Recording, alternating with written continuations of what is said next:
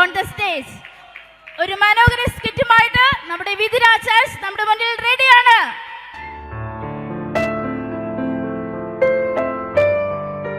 Hello, എടാ രാജുവേ.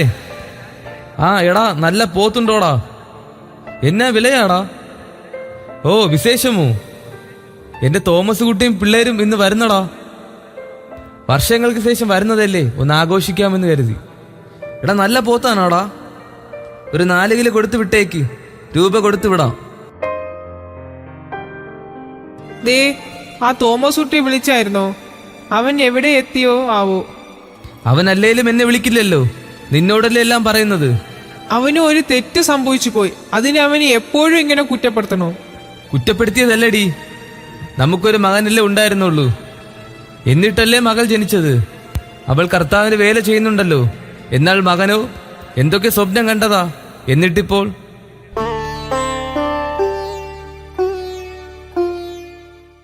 ആ ലക്ഷ്മി എന്താ വരാൻ താമസിച്ചത്?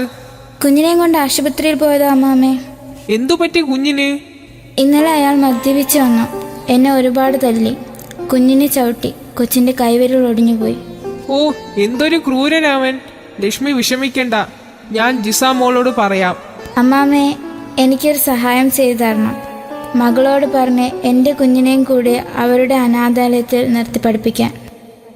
ഞാൻ പറയാം. ലക്ഷ്മി ചെല്ല്, അത്യാവശ്യ പണികൾ മാത്രം ചെയ്തിട്ട് വേഗം പൊയ്ക്കോ.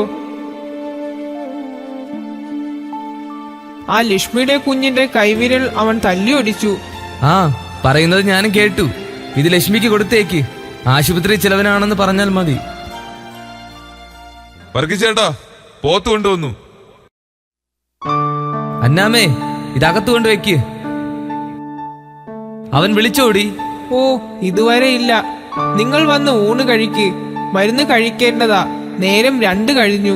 വേണ്ടടി, അവൻ വന്നിട്ട് കഴിക്കാം. പുറത്താരോ വന്നിട്ടുണ്ടെന്നാ തോന്നുന്നേ. അവരാണോ? അവർ എത്തിയെന്നാ തോന്നുന്നേ.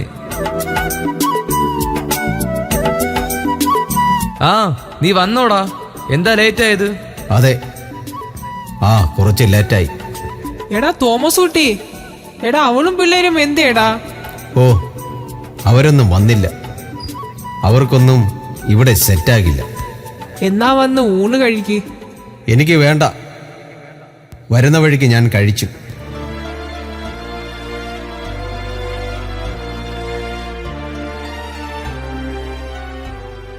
അന്നാമേ, വിളമ്പി വെച്ചതൊന്നും തിരിച്ചെടുത്ത് വെക്കണ്ട, ഞാൻ കഴിക്കാൻ വരുവാ.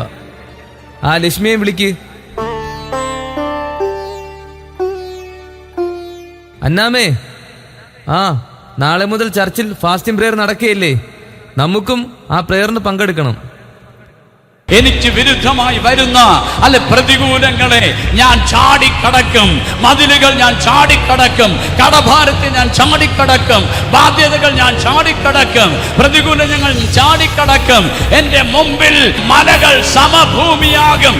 എന്റെ മുമ്പിൽ ശത്രു ഹല്ലേലൂയ പിന്തിരിഞ്ഞോടും. ദൈവത്തിനെ ഭയമില്ലാത്ത ചിലതിന്റെ അകത്ത് ദൈവത്തിന്റെ തീ ഇറങ്ങി ചിലതിനെ വെട്ടി ദൂരെ കളയുന്ന ഒരു സീസൺ വെളിപ്പെടാൻ പോകുന്നു. ഫലം കായ്ക്കുന്നതിന് വേണ്ടി കാത്തിരുന്നിട്ടും ഫലം കായ്ക്കാത്ത ചിലതിനെ എടുത്ത് വെട്ടി തീയിലിടുന്ന ചില ശുശ്രൂഷകൾ ഈ 2022 അവസാനിക്കുന്നതിന് മുമ്പ് ദൈവസഭ കാണാൻ പോവുകയാണ്.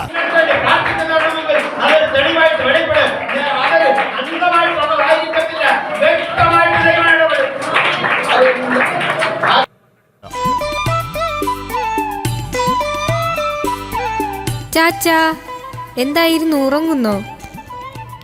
മോളോ, നിന്റെ ഭർത്താവ് എന്തേടി? ജിസമോളെ, നീ എന്താ ഒന്നും പറയാതെ ഇങ്ങോട്ട്? എനിക്കെന്താ, എന്റെ വീട്ടിൽ വന്നൂടെ? എവിടെ ചേട്ടായി? ചേട്ടായി വന്നെന്നറിഞ്ഞു. ഓ, അവൻ വന്നു, അകത്ത് കയറി. ഇപ്പോൾ ദേ എങ്ങോട്ടോ ഇറങ്ങിപ്പോയി. എന്തൊക്കെയോ പ്രശ്നമുണ്ടെന്ന് തോന്നുന്നു. ഓ, ആരും അറിയാതെ പെണ്ണ് കെട്ടിയതിന്റെ ചമ്മല് മാറി കാണില്ലായിരിക്കും. മോളെ എന്തെങ്കിലും കഴിച്ചോ? പുറത്തുനിന്ന് കഴിക്കാതെ ഓടി വന്നത് ഇവിടെ വന്ന് കഴിക്കാനാ.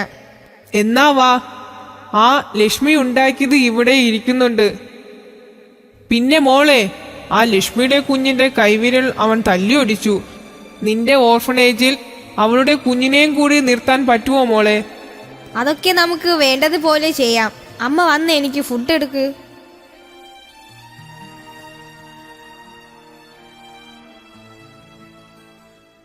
ഹലോ. ആ അതെ അതെ. ആ ഇടത്തോട്ട് തിരിയുമ്പോൾ 4-ാമത്തെ വീട്. നേരെ വന്നാൽ മതി. ആ ചേട്ടായി വന്നോ? ആ നീ വന്നോ? നിന്റെ ഭർത്താവ് പാസ്റ്റർ എവിടെ? അദ്ദേഹം ശുശ്രൂഷയിലും ഓർഫനേജ് കാര്യങ്ങളും നോക്കി നടക്കുന്നു. ഇപ്പോൾ പാസ്റ്റർക്കും ക്രിസ്ത്യാനികൾക്കും ഇതല്ലേ പണി? അതെന്താ ചേട്ടായി അങ്ങനെയൊക്കെ പറയുന്നേ? നീയും ക്രിസ്ത്യാനിയല്ലേ? അതൊക്കെ അന്ന് വിവരം വെച്ചപ്പോഴാണ് മനസ്സിലായത് ഇതൊക്കെ വെറും തട്ടിപ്പാണെന്ന്. നീ എന്താടാ പറയുന്നേ? അവളെ കെട്ടിയപ്പോ നിനക്കും വെളിവ് നഷ്ടപ്പെട്ടോ? വെളിവ് നഷ്ടപ്പെട്ടത് നിങ്ങൾക്കാ. നിർത്തറ നിന്റെ അഹങ്കാരം. ഊരും പേരും അറിയാത്തവൾ നിന്റെ ജീവിതം മുടക്കാൻ വന്നപ്പോൾ ഞങ്ങൾ അന്ന് എതിർത്തു. അപ്പോൾ നീയോ അവളെ തന്നെ രജിസ്റ്റർ പേരെയും ചെയ്ത് അവളെയും കൊണ്ട് നാട് വിട്ടു. ഇപ്പോൾ എല്ലാം തീർന്നിട്ട് വന്നിരിക്കുന്നു അപ്പന്റെ സ്വത്ത് എഴുതി വാങ്ങാൻ. നിങ്ങളുടെ ഉപദേശം എനിക്ക് വേണ്ട. ഞാൻ പോകുന്നു. ഇനി ഞാനിവിടെ വരില്ല. ഞാൻ വയനാട്ടിൽ എൻ്റെ സുഹൃത്തുക്കളോടൊപ്പം പോകുന്നു.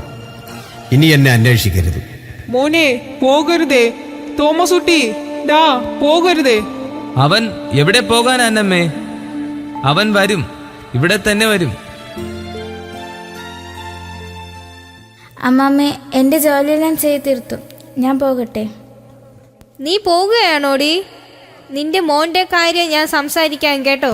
ആ ശരി ചേച്ചി.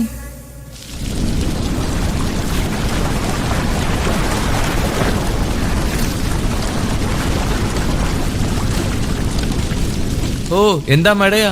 എവിടെയൊക്കെ ഉരുൾപൊട്ടലും വെള്ളപ്പൊക്കവും ഉണ്ടായെന്ന് കേട്ടു. മോളെ, ആ TV ഒന്ന് വെച്ചേ, ന്യൂസ് ഒന്ന് കാണാം. നമസ്കാരം. പ്രധാന വാർത്തകൾ. സംസ്ഥാനത്താകെ പരക്കെ മഴ കൂടുന്നു. മണ്ണിടിച്ചിലുണ്ടാകാൻ സാധ്യതയുള്ളതിനാൽ പ്രധാന വിനോദസഞ്ചാര കേന്ദ്രങ്ങൾ അടച്ചു. ഇപ്പോൾ കിട്ടിയ വാർത്ത: വയനാട്ടിൽ ചൂരൽമലയിൽ ഉരുൾപൊട്ടൽ.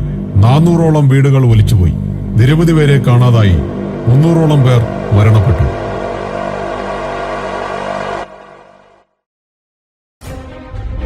എടി അന്നാമേ, നമ്മുടെ മോനൊക്കെ വെള്ളം കൊണ്ടുപോയടി.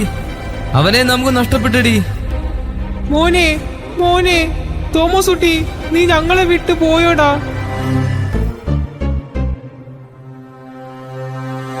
അമ്മാമ്മേ, എന്തിനാ ഇവിടെ ഇരിക്കുന്ന അമ്മാമ്മേ? അമ്മാമ്മേ, അമ്മാമ്മേ എഴുന്നേൽക്ക് അമ്മാമ്മേ. അമ്മാമ്മേ. ചേച്ചി, അമ്മാമ്മ എഴുന്നേൽക്കുന്നില്ല. അമ്മേ അമ്മേ അമ്മേ, ചാച്ചാ, അമ്മ എഴുന്നേൽക്കുന്നില്ല. അന്നാമേ, അന്നാമേ, നീ എന്നെ തനിച്ചാക്കിയിട്ട് പോയില്ലോടി.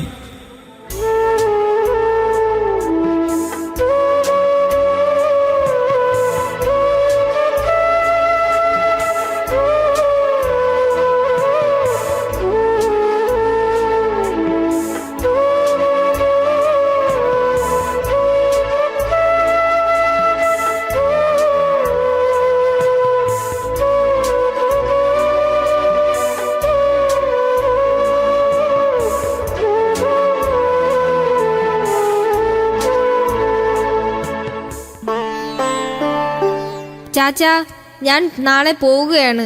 അമ്മ മരിച്ചിട്ട് 1 മാസമായി. മോളെ, ഞാനൊരു കാര്യം പറഞ്ഞാൽ മോള് സമ്മതിക്കണം. എന്താ ചാച്ചാ? ചാച്ചൻ പറഞ്ഞോളൂ. അവന് കൊടുക്കാൻ വേണ്ടി വെച്ചിരിക്കുന്ന 6 ഏക്കർ സ്ഥലം, അതിലൊരു 5 ഏക്കർ നിന്റെ അനാഥാലയത്തിനും ബാക്കി ഒരു 1.5 ഏക്കർ ഇത്രയും നാൾ ഞങ്ങളെ നോക്കിയ ലക്ഷ്മിയുടെ കുഞ്ഞിനും വേണ്ടി നൽകാൻ തീരുമാനിച്ചു. അത് കൊള്ളാം. നല്ല തീരുമാനം ചാച്ചാ. ചാച്ചന്റെ ഈ നല്ല മനസ്സിന് ദൈവം അനുഗ്രഹിക്കും. മോളെ, എന്റെ ഒരാഗ്രഹം കൂടി നീ സാധിച്ചു തരണം. ചാച്ചൻ പറഞ്ഞോളൂ. നിങ്ങളുടെ അനാഥാലയത്തിൽ എനിക്കും കൂടി ഒരു മുറി തരാമോ മോളെ? അവളില്ലാതെ ഞാൻ ഒറ്റയ്ക്കായതുപോലെ. ചാച്ചാ, ദൈവം സൃഷ്ടിച്ച ഏറ്റവും മനോഹരമായ സൃഷ്ടിയാണ് കുടുംബം. ആ കുടുംബത്തിൻ്റെ അടിസ്ഥാനം സ്നേഹമാണ്. പണത്തിനു മീതെ പരന്തും പറക്കില്ല എന്ന പഴഞ്ചൊല്ലിൻ്റെ ആവർത്തനമെന്നോളം ഇന്ന് സ്നേഹത്തിൻ്റെ കൂടാരങ്ങളിൽ പലപ്പോഴും ശിഥിലമായിക്കൊണ്ടിരിക്കുകയാണ്. അത്തരം യാഥാർത്ഥ്യങ്ങൾക്ക് നേരെ വിരൽ ചൂണ്ടുന്ന ഒരു നേർക്കാഴ്ചയാണ് നിങ്ങളുടെ മുമ്പിൽ അവതരിപ്പിച്ചത്. നന്ദി. God bless you.